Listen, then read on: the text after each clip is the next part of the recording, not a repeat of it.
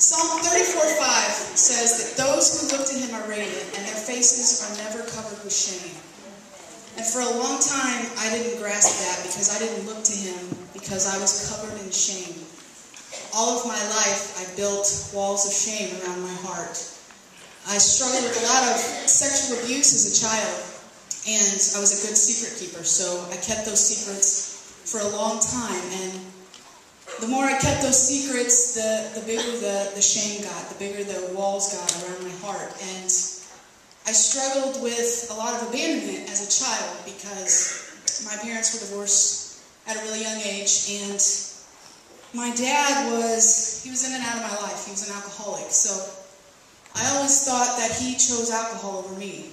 I always thought that he loved his whiskey more than he loved me, and I didn't grasp what was going through an addict's mind at that time, so I didn't understand that. And so I convinced myself that I was completely unlovable. I convinced myself that nobody would ever want me because I thought if my own father couldn't love me, then nobody could love me. So I continued to build those walls of shame up, and my self-esteem because of that was zero. I had none, and I hated myself. I hated who I was. I hated who I had become, who I had let myself become. And I didn't want people to hug me. I didn't want people to compliment me. I just didn't want people to be around me, to be honest. And because of that, I was trying to find something to soothe that pain. And so I chose food. Drugs didn't really work for me because they just didn't work. And alcohol, I was too afraid that I would be like my dad, and I despised him, and I didn't want to be like him. So I turned to food. That was my drug of choice. That was what comforted me. And I would order a large pepperoni pizza with extra pepperoni and extra cheese, and I would get a 2-liter bottle of Mountain Dew, and I would lock myself in my bedroom, and I would eat it in one setting. And then I would want to go get a snack, because that was what worked for me. Temporarily, I was okay.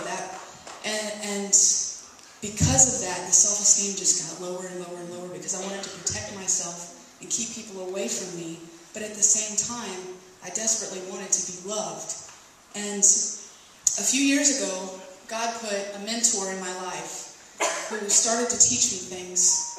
She taught me how to eat healthy, which was very important. But the most important thing that she taught me was how to talk to people about my feelings, how to stop running to that pizza and be able to talk to people. And I'd never experienced that before because I was always so scared. And I didn't understand that you could talk to people about your feelings and that was okay. And so, little by little, my head started to lift. But then I got really scared because with the weight loss came compliments, came more compliments from people. More people wanted to try to hug me. And I still couldn't accept that because I still had these walls of shame built up, and the walls got thicker and thicker and thicker until it became a fortress around my heart.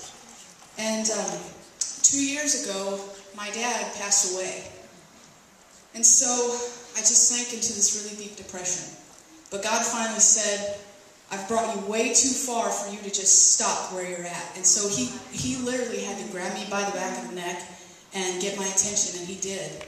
And I spent one intense year at the Table Rock Freedom Center.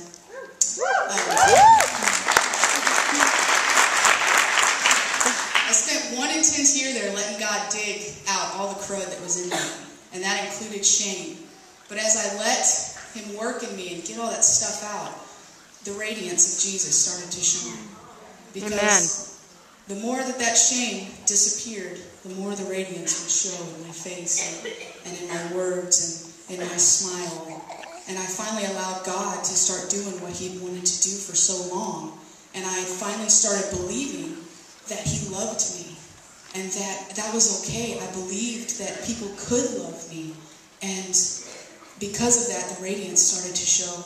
And because of what I allowed him to do in me, I was able to lose 145 pounds.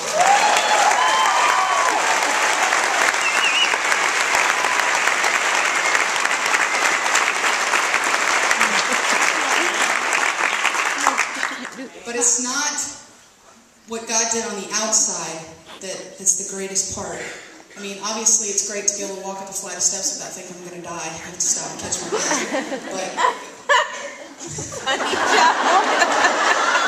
it's what he did on the inside of me that makes it so amazing. It's that true heart change that he does inside of you when you really, really give it all to him and let him do what he wants to do.